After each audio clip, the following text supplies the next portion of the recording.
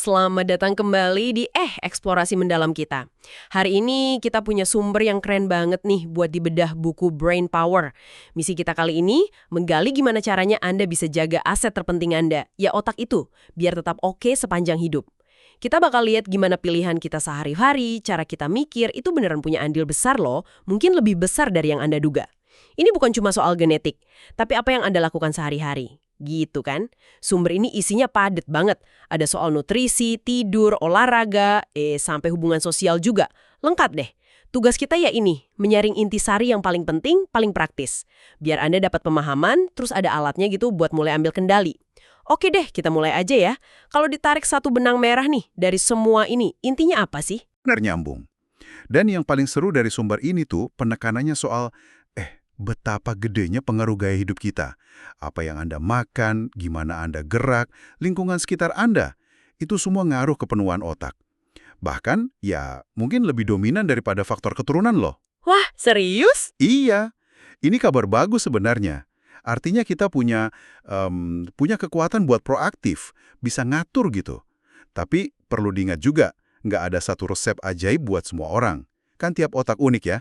Jadi tujuannya ya nemuin kombinasi kebiasaan sehat yang paling pas buat Anda sendiri. Oke, masuk akal. Mari kita masuk ke topik pertama nih, yang sering banget kita lupain kaitannya sama otak, makanan. Saya agak kaget loh baca kalau otak, padahal kecil gitu ya, tapi nyedot 20% energi tubuh. Gila gak? Tapi kan biasanya kalau mikirin makanan, fokusnya ke perut buncit atau jantung ya gak sih? Bukan ke otak. Padahal katanya ada hubungan dahsyat nih antara perut sama otak. Nah, ini dia nih bagian yang menurut saya paling bikin melongo. Betul banget. Coba bayangin gini deh. Di dalam usus Anda itu ada sekitar 40 triliun mikroorganisme. Kita sebutnya mikrobioma usus. Jumlahnya itu hampir sama kayak sel tubuh kita sendiri loh. Banyak banget ya? Banget. Dan mereka itu bukan cuma numpang lewat. Mereka tuh kayak pabrik kimia mini. Mereka ngasilin vitamin B kompleks. Terus yang lebih gila lagi nih, neurotransmitter. Neurotransmitter, zat kimia buat otak itu kan? Iya betul. Kayak serotonin buat ngatur mood. Terus ini yang bikin kaget, separuh dari dopamin Anda. Itu loh zat kimia buat motivasi, rasa seneng, itu diproduksi di usus sama bakteri ini. Hah? Serius? Separuh dopamin dari usus? Itu beneran luar biasa banget. Iya kan? Ini bener-bener ngubah cara pandang kita soal hubungan usus otak. Terus, gimana dong caranya biar si pabrik kimia ini kerjanya optimal buat kita? Kuncinya itu ngasih makan pekerja yang bener di usus Anda. Dan makanan terbaik buat mereka itu keragaman tumbuhan. Keragaman tumbuhan? Iya. Sumber ini nyaranin target yang emang kedengarannya ambisius ya, tapi penting. Coba deh, variasikan paling nggak 30 jenis makanan nabati beda tiap minggu. 30? Kayak asam lemak rantai pendek atau SCFA, ini kayak zat anti radang alami buat usus sama otak Anda. Oh, jadi serat itu penting banget ya? Penting banget. Selain makanan, ya tentu aja tidur cukup sama ngelola stres juga penting. Dua hal ini ngaruh ke keseimbangan mikrobioma soalnya. Oke. Jadi apa yang dimakan penting. Nah, kalau kapan kita makan? Konsep puasa intermittent atau intermittent fasting, ini kan lagi ngetren ya, sering disebut bagus buat otak. Beneran bisa bikin awet muda gitu? Konsepnya emang menarik. Ini ada kaitannya sama kemampuan otak buat memperbaiki diri, bahkan numbuhin sel baru. Prosesnya namanya neurogenesis. Nah ini biasanya kan melambat ya seiring usia. Penelitian di hewan sih nunjukin hasil yang lumayan konsisten. Pembatasan kalori atau puasa berkala gitu bisa bikin umurnya lebih panjang, kesehatan otaknya juga meningkat. Bahkan di model penyakit Alzheimer pada tikus juga kelihatan perbaikan. Gimana mekanismenya? Kok bisa? Mekanismenya agak rumit sih, tapi gampangnya gini. Kalau tubuh nggak terus-terusan sibuk nyerna makanan, dia bisa fokus ke mode perbaikan. Puasa juga ternyata bisa mendorong produksi keton. Keton? Iya, itu kayak bahan bakar alternatif buat otak. Nah, keton ini kayaknya micu pelepasan BDNF. BDNF? Itu apa lagi? Itu semacam pupuk alami buat otak lah. Penting banget buat belajar sama memori. Wah, oke. Itu kan di hewan ya. Kalau di manusia gimana? Udah ada buktinya? Studi di manusia sih udah mulai nunjukin hasil yang positif juga. Kayak misalnya perbaikan memori verbal pada lansia, atau fungsi kognitif pada orang yang udah ada gangguan kognitif ringan setelah mereka coba puasa intermiten atau batasi kalori. Oh, jadi ada harapan ya? Ada, tapi ya ini bukan sesuatu yang bisa dilakuin asal-asalan ya. Respons tiap orang bisa beda-beda, mungkin ada faktor genetik juga. Jadi, kalau Anda tertarik nyoba, penting banget nih buat konsultasi dulu sama dokter atau ahli gizi. Iya, bener juga.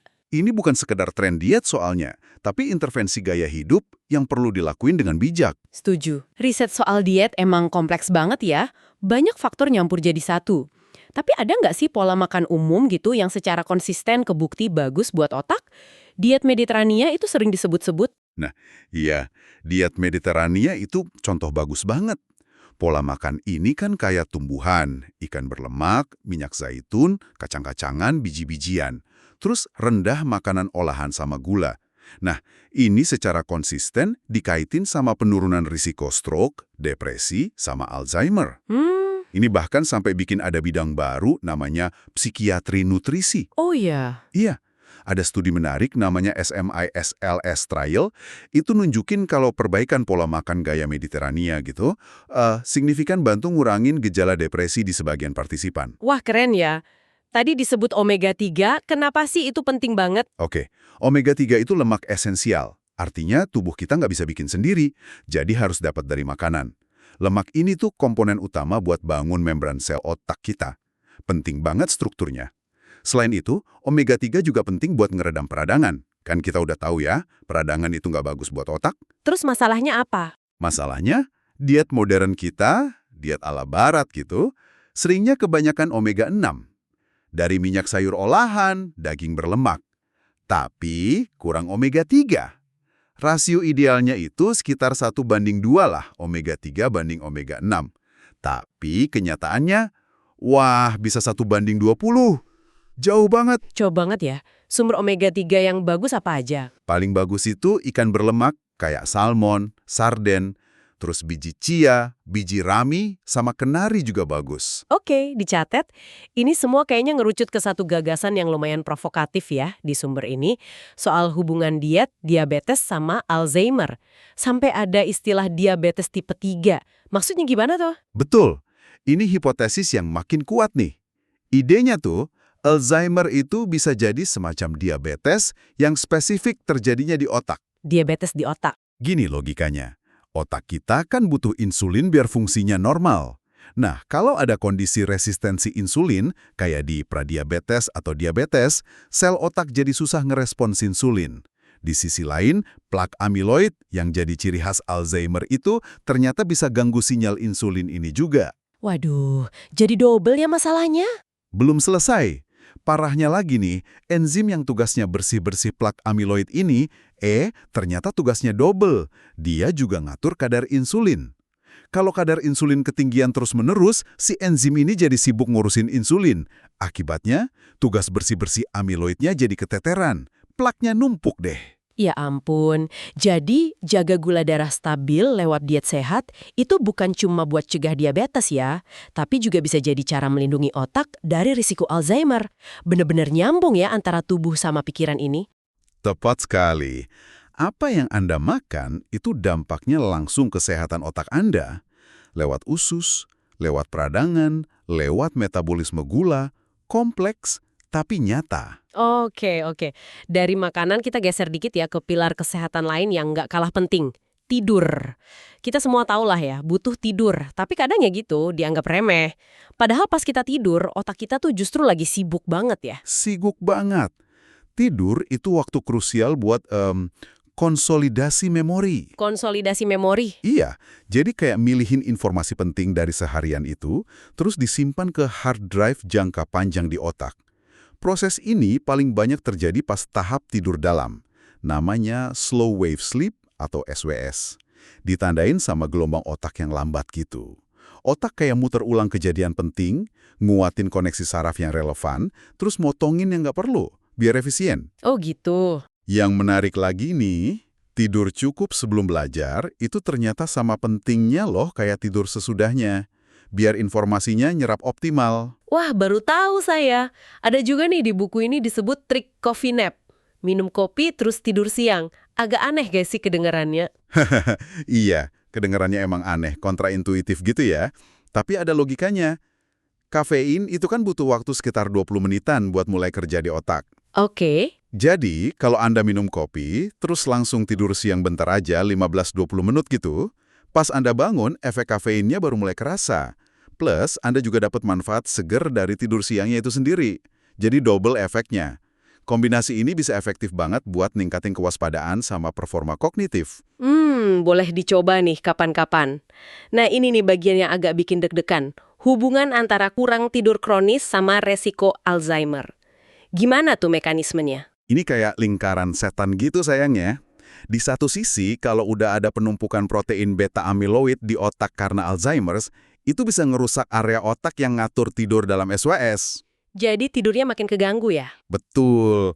Nah, di sisi lain, kurang tidur, terutama kurang SWS, itu udah kebukti ningkatin kadar beta amyloid di cairan otak. Bahkan cuma setelah 1 malam kurang tidur aja loh. Serius? Cuma semalam? Iya, ini mungkin ada hubungannya sama sistem pembuangan limbah otak kita, namanya sistem gelimfatik. Sistem ini paling aktif pas kita tidur nyenyak. Tugasnya yaitu bersih-bersih sisa metabolisme otak termasuk si beta amyloid tadi. Nah, gelombang lambat pas SWS itu kayak pompanya gitu yang dorong proses bersih-bersih ini. Jadi tidur cukup berkualitas itu bukan cuma bikin seger pas bangun ya, tapi secara aktif juga bersih-bersih otak dari sampah yang bisa bikin penyakit. Persis. Makanya tidur jadi salah satu strategi pencegahan demensia yang paling kuat dan bisa kita kontrol sendiri. Berapa lama sih idealnya? Buat kebanyakan orang dewasa sih sekitar 7 jam per malam kayaknya udah oke. Kurang dari 6 jam atau malah lebih dari 9 jam secara konsisten, itu sering dikaitin sama penurunan fungsi kognitif. Oke, 7 jam ya, sip. Selain soal memori sama bersih-bersih tadi, kurang tidur kan juga terkenal bikin kita lebih emosian ya, gampang marah, baperan. Kenapa gitu? Nah, ini karena kurang tidur, bikin amigdala, itu pusat emosi di otak kita, jadi jauh lebih reaktif. Sekitar 60% lebih aktif katanya, terutama sama hal-hal negatif. Pantesannya, Makanya, kalau lagi capek, kita cenderung lebih fokus ke masalah, lebih susah lihat sisi positifnya, rasanya dunia kelabu gitu kan. iya banget. Terus, tidur, khususnya pas tahap REM, Rapid Eye Movement, pas kita banyak mimpi itu, kayaknya punya peran penting buat proses muatan emosional dari pengalaman hari sebelumnya. Kayak dibantu netralin gitu emosi dari ingatan. Biar kita bisa ngelola stres sama trauma lebih baik. Jadi tidur berkualitas penting buat pikiran jernih sekaligus hati yang lebih tenang ya. Betul banget. Dua-duanya dapat. Oke, kita lanjut ke pilar ketiga, gerak.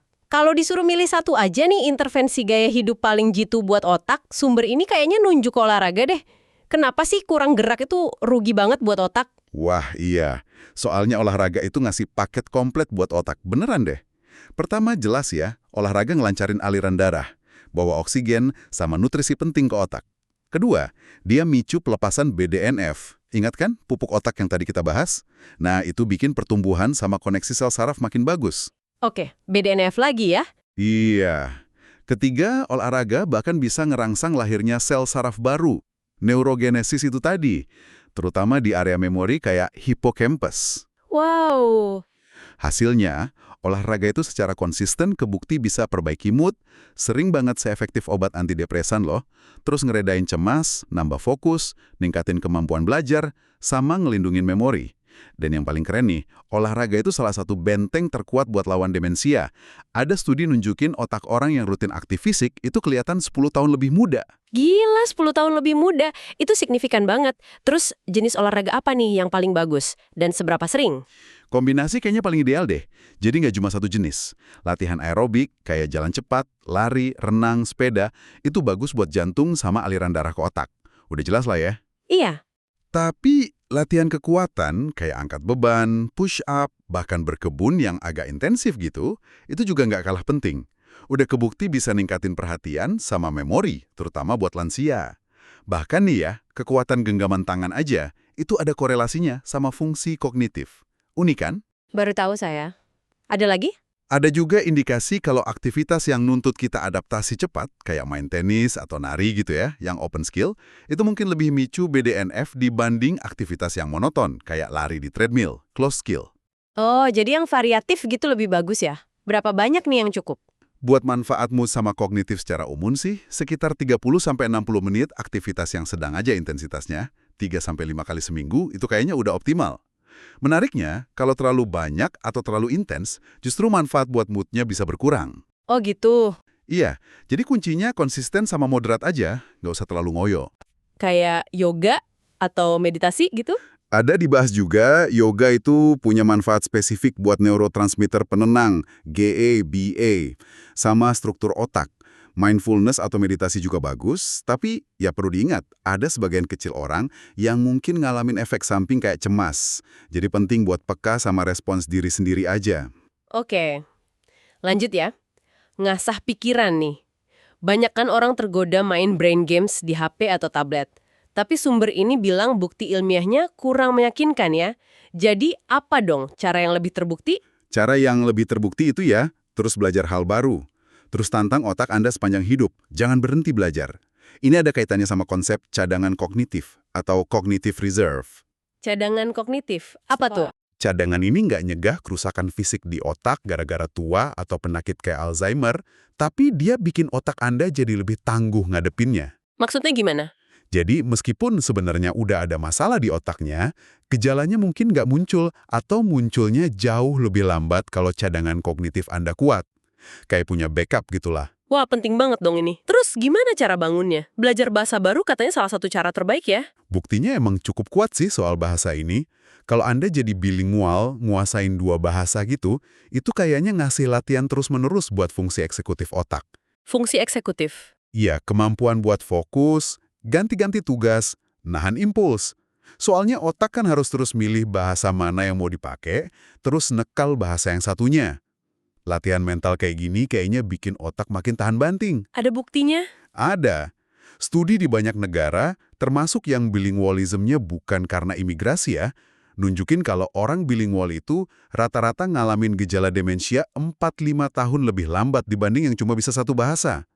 Scan otak juga nunjukin ada beda struktur sama fungsi yang nguntungin di otak bilingual. Keren. Kalau musik gimana? Main alat musik atau dengerin aja ngaruh juga? Main alat musik, apalagi kalau dimulai dari muda dan rutinnya, itu kebukti ningkatin banyak fungsi kognitif. Memori, fokus, terus juga bisa ngubah struktur otak jadi lebih efisien koneksinya. Kalau mulainya udah tua gimana? Masih ada manfaat? Masih ada kok. Belajar musik pas udah dewasa pun tetap bisa ngasih manfaat kognitif. Ini juga dianggap bisa ngebangun cadangan kognitif tadi. Kalau cuma dengerin? Kalau cuma dengerin musik yang Anda suka aja, itu udah bisa ngaktifin pusat kesenangan di otak. Bisa perbaiki mood, ngurangin stres, bahkan ngurangin rasa sepi. Musik dengan ritme tertentu malah dipakai buat terapi loh, buat bantu gerakan pasien Parkinson atau nenangin penderita demensia yang lagi gelisah. Wah, musik emang kuat ya. Oke, kita udah bahas makanan, tidur, gerak, belajar. Sekarang aspek sosial nih. Kita kan makhluk sosial ya. Seberapa penting sih koneksi sama orang lain buat otak kita? Penting banget, penting banget. Koneksi sosial yang kuat itu kayak vitamin buat otak kita. Serius, fungsinya banyak. Jadi penyangga stres, ngerangsang otak, bantu bangun cadangan kognitif tadi, bahkan dikaitin sama umur panjang juga. Contohnya? Contoh gampangnya, secara statistik nih, orang yang menikah itu cenderung punya resiko demensia lebih rendah dibanding yang single atau udah ditinggal pasangannya. Mungkin ya karena ada interaksi sosial tiap hari, terus gaya hidupnya juga cenderung lebih teratur. Tapi kualitas hubungan penting kan? Nah, itu dia kuncinya, kualitas. Pernikahan yang isinya konflik terus malah bisa lebih ngerusak kesehatan mental daripada nggak nikah sama sekali. Oke, gimana dengan kebalikannya? Kesepian, ini kan bukan sekedar lagi sendirian ya? Betul. Kesepian itu perasaan terisolasi. Nggak peduli seberapa banyak teman atau keluarga di sekitar Anda. Kalau Anda ngerasa disconnected, yaitu kesepian. Dan dampaknya ke kesehatan itu serius banget loh. Disebutin setara sama ngerokok atau obesitas. Waduh, kok bisa separah itu? Secara evolusi, rasa nggak nyaman pas kesepian itu sebenarnya sinyal bahaya. Kayak ngasih tahu kita, hey, baliki ke kelompok biar aman. Secara fisiologis, kesepian yang kronis itu bisa micu peradangan berlebih, bikin otak jadi super waspada sama ancaman sosial, makanya orang kesepian sering jadi lebih curigaan atau mikir negatif soal orang lain. Terus juga bisa ganggu tidur, percepat penurunan kognitif, sama ningkatin resiko Alzheimer. Lengkap deh efek buruknya. Ngeri juga ya. Jadi solusinya bukan cuma nambah jumlah teman di kontak HP dong. Bukan cuma jumlahnya, tapi kualitas koneksinya. Gimana cara ngatasin kesepian? Ya usahanya ningkatin kedalaman hubungan yang udah ada. Terus juga nantang pola pikir negatif soal interaksi sosial. Sama nemuin makna atau tujuan hidup. Itu bisa bantu kita ngerasa terhubung sama sesuatu yang lebih besar. Hewan peliharaan bisa bantu nggak? Menariknya. Bisa jadi ya, bukti manfaat fisiknya sih masih campur aduk ya. Tapi buat kesehatan mental, kayaknya lebih menjanjikan. Punya hewan peliharaan itu bisa jadi pendorong buat interaksi sosial. Anjingnya lucu. Ngasih rutinitas, terus nawarin persahabatan yang bisa nenangin. Masuk akal. Tadi kita udah singgung soal peradangan atau inflamasi ya beberapa kali. Sumber ini kayaknya nekenin banget kita nggak bisa misahin penyakit fisik sama mental. Peradangan ini salah satu jembatannya gitu. Bener banget. Peradangan akut, kayak kalau luka gitu, itu normal. Respon tubuh buat nyembuhin. Yang bahaya itu peradangan kronis tingkat rendah. Ini bisa dipicu sama gaya hidup modern. Stres terus-terusan, diet jelek, tinggi gula, lemak jenuh, makanan olahan, mager alias kurang gerak, kurang tidur, obesitas. Jadi kayak api kecil yang nyala terus ya? Persis, kayak api kecil yang terus membara di seluruh tubuh, termasuk di otak. Ini nyambungnya kuat banget sama depresi. Ada konsep sickness behavior, di mana peradangan bikin kita ngerasa capek, nggak mood, nggak mau ngapa-ngapain. Dan juga nyambung ke penyakit neurodegeneratif kayak Alzheimer. Jadi ngendalin peradangan lewat gaya hidup sehat itu kunci banget buat kesehatan otak jangka panjang. Ada satu koneksi spesifik soal peradangan yang lumayan bikin kaget nih di buku ini. Penyakit gusi sama Alzheimer. Kok bisa nyambung? Ini penemuan yang relatif baru, tapi datanya makin kuat. Jadi bakteri utama penyebab penyakit gusi kronis, namanya Porphyromonas gingivalis, itu ternyata ditemuin juga di otak penderita Alzheimer. Hah? Bakteri gusi ada di otak? Iya, bakteri ini ngasilin enzim jahat namanya gingipain.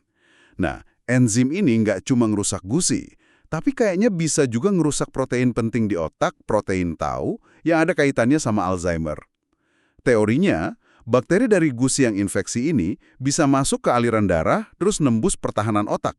Sampai di otak, dia micu peradangan sama produksi protein amiloid. Ya ampun, artinya jaga kebersihan mulut, sikat gigi, flossing itu bukan cuma buat gigi kinclong ya, tapi juga investasi buat kesehatan otak. Persis. Ini contoh nyata banget betapa nyambungnya semua sistem di tubuh kita. Kesehatan mulut yang jelek bisa punya efek sistemik sampai ke otak. Nggak main-main. Gila-gila. Satu lagi nih, faktor lingkungan yang sering kita lupain, cahaya. Gimana sih paparan cahaya sehari-hari ngaruh ke otak? Nah ini juga penting. Kita sekarang kan hidup di zaman malam terang, siang redup. Kebalik sama kondisi alami kita. Kebanyakan cahaya terang di malam hari, terutama cahaya biru dari layar HP, TV, lampu jalan, itu neken produksi melatonin, hormon tidur kita. Akibatnya? Ya jam biologis kita jadi kacau, kualitas tidur rusak. Ini juga udah dikaitin sama gangguan mood kayak depresi. Sebaliknya, kalau pagi harinya kita kurang dapat cahaya terang alami, jam biologis kita jadi susah di-reset. Hasilnya, siang ngantuk, malam susah tidur. Lingkaran setan lagi kan? Terus solusinya gimana dong? Gampang sebenarnya. Usahain dapat paparan cahaya alami yang terang, kalau bisa sih di luar ruangan. Beberapa menit aja di pagi hari setelah bangun. Ini kayak neken tombol on buat otak. Bisa ningkatin kewaspadaan, efeknya katanya bisa setara kafein loh. Terus perbaiki mood, bahkan bantu ngelindungi dari efek jelek cahaya biru di malam hari. Oke, jadi pagi-pagi cari matahari ya? Iya, sebaliknya pas udah mau tidur, ya redupin lampu, hindarin layar terang beberapa jam sebelumnya. Sip.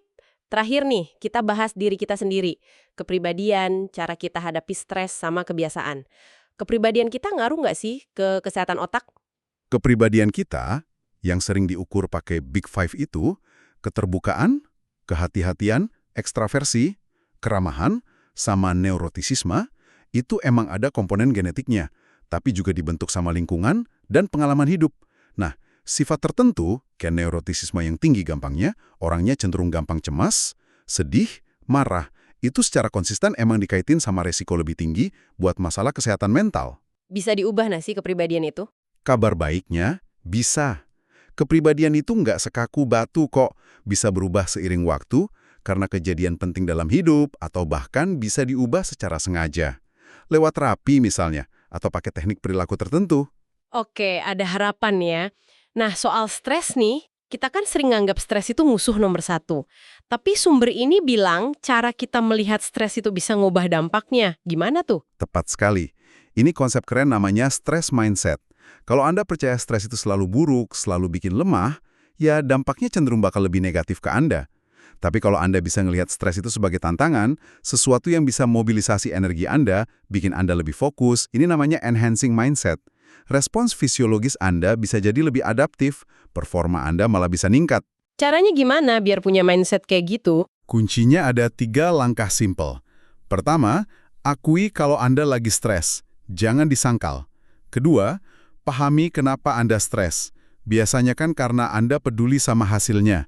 Nah, ini ngasih makna ke stres itu. Ketiga, gunakan energi dan fokus ekstra yang muncul dari respon stres itu buat ngadepin tantangannya. Jadi stresnya dimanfaatin bukan dilawan mati-matian. Wah, ini mengubah cara pandang banget ya. Luar biasa. Oke, terakhir banget nih, soal kebiasaan. Gimana sih sains ngejelasin cara bangun kebiasaan baik dan ngilangin yang jelek, biar semua tujuan kesehatan otak ini bisa tercapai? Otak kita itu suka efisiensi. Makanya dia ngebentuk kebiasaan.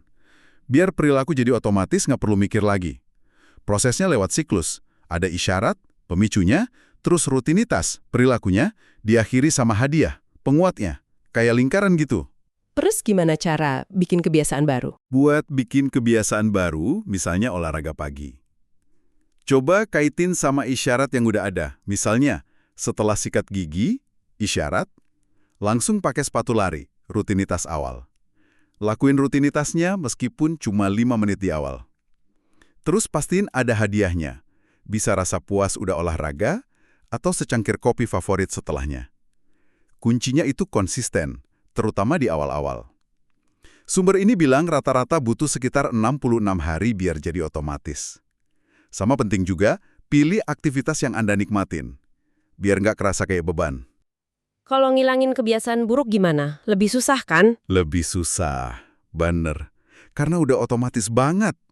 Tapi bisa kok. Strateginya, pertama, sadari dulu apa pemicunya. Kapan biasanya kebiasaan buruk itu muncul? Kedua, coba ubah lingkungan biar nggak ketemu pemicu itu. Ketiga, siapin pengganti yang lebih sehat kalau pemicunya muncul. Keempat, kelola stres baik-baik, soalnya stres itu sering banget jadi pemicu kita balik ke kebiasaan lama. Wah, oke. Banyak banget ya insight berharga dari buku Brain Power ini. Kalau disimpulin nih pesan utamanya tuh kayaknya kita ini punya kontrol yang lumayan gede ya atas kesehatan otak jangka panjang kita.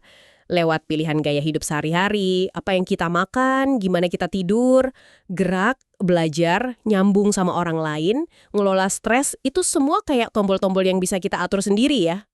Benar sekali, genetika mungkin ngasih kita kartu awal ya. Tapi gimana kita mainin kartu itu lewat gaya hidup kita, itu yang nentuin hasil akhirnya nanti. Dan pesan pentingnya, jangan ngerasa harus ngubah semuanya sekarang juga. Itu malah bikin stres nanti. Coba deh, pilih 1 atau 2 hal dari obrolan kita hari ini yang paling klik sama Anda. Sesuatu yang kerasa menarik, atau mungkin malah kelihatan gampang buat dicoba. Mulai aja dari situ, pelan-pelan tapi konsisten. Setuju. Nah, sebagai penutup nih, ada satu pemikiran keren yang muncul dari sumber ini. Kalau lingkungan fisik sama sosial kita itu sebegitu kuatnya ngebentuk otak kita sebagai individu, bisa nggak ya kita secara kolektif mikir lebih jauh lagi? Mungkin nggak sih kita ngerancang lingkungan kita, sekolah, tempat kerja, bahkan tata kota yang secara sengaja emang lebih dukung kesehatan kognitif buat semua orang di semua usia? Kayak semacam vaksin sosial gitu buat ngelawan penurunan kognitif. Gimana ya kira-kira peran kita masing-masing buat wujudin visi kayak gitu? Menarik buat direnungkan ya. Oke deh, terima kasih banyak sudah menyimak eksplorasi mendalam kita hari ini. Seru banget ya diskusinya. Sampai jumpa di sesi berikutnya.